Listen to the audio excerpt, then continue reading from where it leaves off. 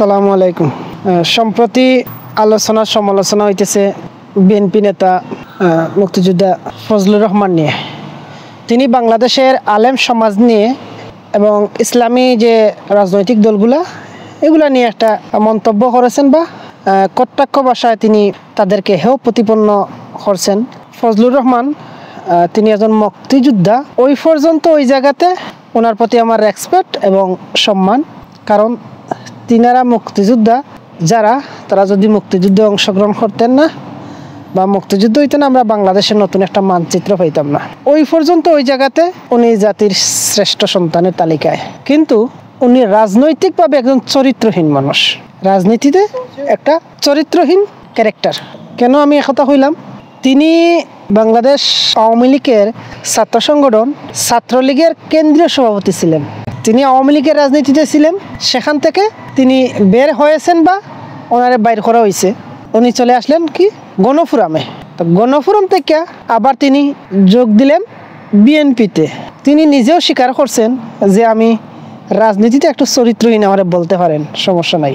তিনি যে বক্তব্যটা করছেন আলেম ওলামা নিয়া বা রাজনৈতিক দল নিয়া, যে ইসলামী শাসন ব্যবস্থা চান, যদি আপনারা সাহস থাকে বা বাংলাদেশের মানুষ আপনাদের চায়, তাইলে আসেন নির্বাচনে, সবাই মিলে নির্বাচনে অংশগ্রহণ করেন। এবং উনি হার্ড করে বলছেন, অনেক হার্ড করে বলছেন যে মোল্লারা লিল্লা খায়, মোল্লারা 500 টাকা সকালে নেয়, বিকালে আরেক কথা বলে, বিকালে নেয়, রাতে আরেক কথা বলে। তো উনি চ্যালেঞ্জ ছুড়ে দিচ্ছেন ইসলামী দলগুলারে। কিন্তু আশ্চর্যের বিষয় হইল ওনার কথায় সাধারণ মানুষের অনেক গায়ে লাগছে, আমারও লাগছে। কিন্তু আমাদের যে ইসলামী যে দলের নেতৃত্ব দেন বা দেশের বড় বড় আলেম ওলামা, ইনাদের গায়ে লাগে নাই। এজন্যই দিন শেষে ফজলুর রহমানই সঠিক প্রমাণিত হবেন। একদিক থেকে ফজলুর রহমান যে কথাগুলো বলছেন একেবারে অযৌক্তিক বলেন নাই। আমাদের আলেম ওলামাদের যদি গায়ে লাগতো, তাইলে এই 4 দিন 5 দিনের ভিতরেই সবাই একসাথে বসতেন, সবাই একটা প্ল্যাটফর্মে আসতেন, ওই ফজলুর রহমানের কথার জবাব দিতে পারতেন। কিন্তু দেন নাই। আসলে সত্যই নিজের খাইয়া তো ওনারা বড় হন নাই, পরের খাইয়া বড় হয়েছেন, যার কারণে গায়ে লাগে না। বাংলাদেশের রাজনৈতিক দলগুলা এবং ইসলামপন্থী যে রাজনৈতিক দলগুলা, ওনারা বলেন বা মনে করেন বা এটা চান যে আমরা খেলাফত প্রতিষ্ঠা করে নেব, ইসলামী শাসন ব্যবস্থা, ইসলামী অর্থনীতি, ইসলামী রাষ্ট্রনীতি, এগুলো আমরা প্রতিষ্ঠা করে নেব। বাংলাদেশে এগুলা কোনো দিনও হইতো না। কারণ কি, একজন পীর আছেন ওনার বাবার তরিকা নিয়া, আরেকজন পীর আছেন ওনার দাদার তরিকা নিয়া, আর একজন হুজুর আছেন ওনার শায়েখের তরিকা নিয়া। তাদের এত সিলসিলা আর এত শাখা প্রশাখা, যার কারণে গিয়া ওনারা কোনোদিনই একই প্ল্যাটফর্মে আসতে পারবেন না। এটা ফজলুর রহমান ঠিকই বুঝতে পারছে। এজন্যই ওনাদের চ্যালেঞ্জ ছড়িয়ে দিছে যে আসেন সবাই একসাথে নির্বাচন করেন, ওনারা সবাই বসবেন না।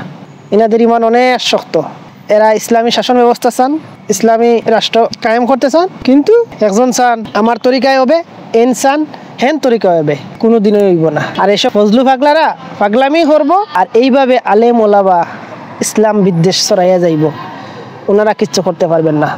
আমাদের আলেম ওলামার গায়ে আসলেই খাল নাই। যদি থাকতো তাইলে 24 ঘন্টার ভিতরে ওনারা একসাথে বৈশা রিয়াকশন দিতে পারতেন, উত্তর দিতে পারতেন, বুঝাই দিতে পারতেন যে বাংলাদেশে রাজনীতি করতে হইলে ইসলামপন্থীদের এবং সংখ্যাগরিষ্ঠ যে মুসলমান রাষ্ট্র, তাদেরকে কখনো ছোট করে, তাদেরকে কখনো হেয় প্রতিপন্ন করে কেউ রাজনীতির মাঠে টিকে থাকতে পারবেন না। কিন্তু দিন শেষে এই ফজলুর রহমানই জিতবে। এই যে বিএনপির তো বর্তমান নেতা, বিএনপি দলটা কিন্তু ডানপন্থী ছিল। এই জিয়াউর রহমানের প্রতিষ্ঠাকালীন বা জিয়াউর রহমানের শাসন বা ওনার যে চিন্তা ভাবনাটা, ওইটা ছিল ডানপন্থী। পরবর্তীতে এই দলটাতে সেকুলারিজম ঢুকছে বা ঢুকানো হয়েছে। আর বিএনপি তো আসলে প্রতিষ্ঠা যে হয়েছে রাজনৈতিক ভাবে নয়, যার কারণে বিএনপির রাজনৈতিক পলিসিটা দুর্বল বিতাই বিএনপি বিভিন্ন জায়গায় বিভিন্ন সময় ধরা খায়। যেমন এই যে বিএনপির ভাইস চেয়ারম্যান, মন্ত্রী ছিলেন বিএনপির সরকারের আমলে শাহজাহান ওমর, উনি বিএনপির ভাইস চেয়ারম্যান, কিন্তু দিন শেষে দেখা গেল কি উনি এই বিগত নির্বাচনে 24-এর নির্বাচনে তিনি নৌকা প্রতীক নিলেন এবং তিনি ওটপটে বলে দিলেন যে আমার এত তুফাইল ভাই বলেছিলেন তুমি বিএনপিতে গেছো, বিএনপিতে থাকো। মানে আওয়ামী লীগ হচ্ছে পলিটিশিয়ান, ধরে এদের রাজনৈতিক পলিসি আছে। আওয়ামী লীগ এত বুকানা যে ছাত্রদলের একজন কেন্দ্রীয় সভাপতিকে তাদের দলে নিয়ে এমপি বানিয়ে দিব আর দলের ভাইস চেয়ারম্যান বানিয়ে দিব, জীবনেও দেবো না। কিন্তু বিএনপি ওইটা দিছে। যেমন এটা আসলে আওয়ামী লীগই ঢুকে রাখছে, কারণ আওয়ামী লীগ তো পলিটিক্সিয়ান দল। এই যে পরবর্তীতে ওই ফজলুর রহমান ডে, এটা কিন্তু আওয়ামী লীগের ইশারাতেই ওই দলে গেছেন। তারপরে আসলেন কি গোলাম ময়লা রনি। তো যার কারণে যে গড়ের শত্রু বিভীষিকায় যে বিএনপির যে রাজনৈতিক যে কর্মসূচিগুলা হয়, বিভিন্ন সময় যে আলাপ আলোচনা বা বিভিন্ন মিটিংগুলা হইতো, ওইগুলা কিন্তু লিক হয়ে যাইতো, খারাপ লিক করতো। এই শাহজাহান উমররা, এই ফজলুর রহমানরা, এই গোলাম ময়লা রনিরা। কিন্তু বিএনপি কি করছে, তাদেরকে একবারে তাদের স্থায়ী কমিটিতে স্থান দিছে এবং তাদের বড় ধরনের পদপদবি দিয়ে রাখছে। মনে করছে যে আসলে এই দেখেন এখন যে আওয়ামী লীগ সরকার পতন হয়েছে না, এই গোলাম ময়লা রনি, এই ফজলুর রহমানের অনেক কষ্ট এবং এরা বলতে পারে না। এরা যেমন আওয়ামী লীগের জন্য এদের অনেক মায়া কান্না।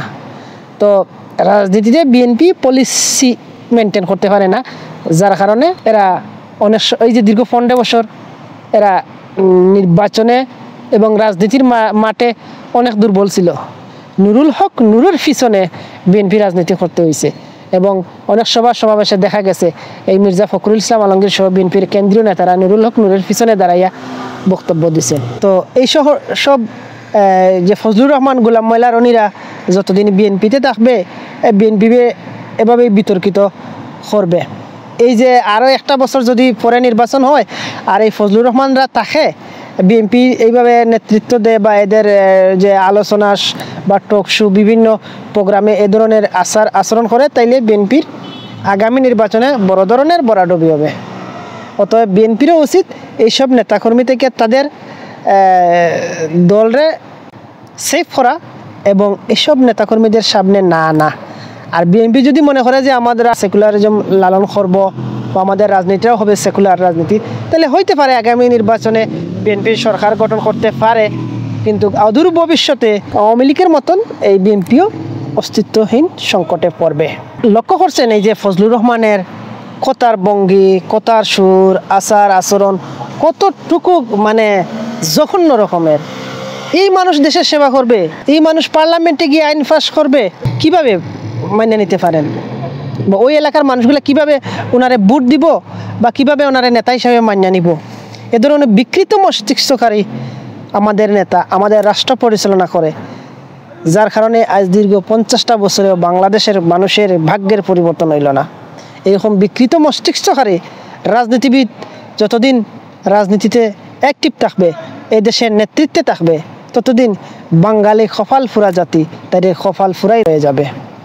আমরা চাই আমাদের বাংলাদেশের রাজনীতিতে সৎ নেতৃত্ব আসুক, দেশপ্রেমিক নেতৃত্ব আসুক এবং দেশ ও জনগণের ভাষা বুঝে এমন নেতৃত্ব আসুক। আল্লাহ হাফিজ।